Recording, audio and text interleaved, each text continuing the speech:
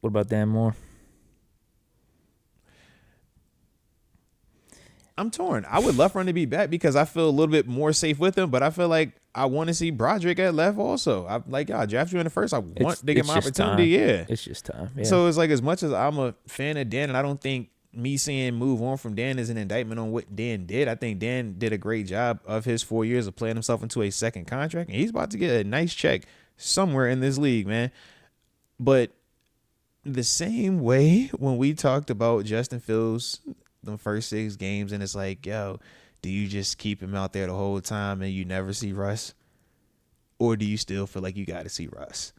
To me, I'm like, man, I could keep Dan Moore at left tackle and feel safe and feel good, but I'm going to always be asking myself in the back of my mind, what would Broderick have looked like at left tackle?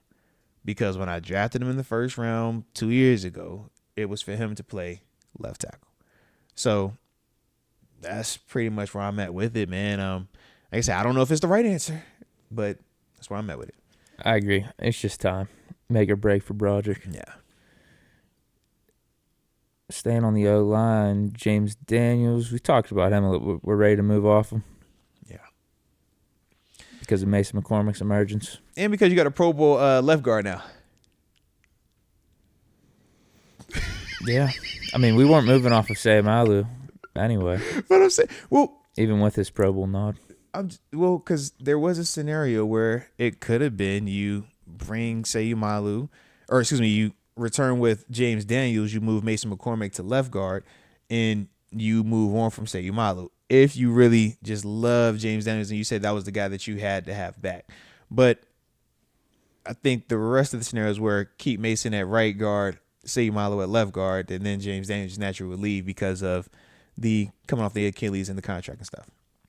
But there was a little bit of a scenario where it was like, yo, maybe you bump him back to that side, and James, you bring him back if you pay him. And you know he's going to be cheaper because he's coming off the Achilles. Cam Sutton, James Pierre, C.J. Henderson, trio of corners. I stay forgetting about C.J. Henderson being here, bro. I'm good moving off all three. That's fair.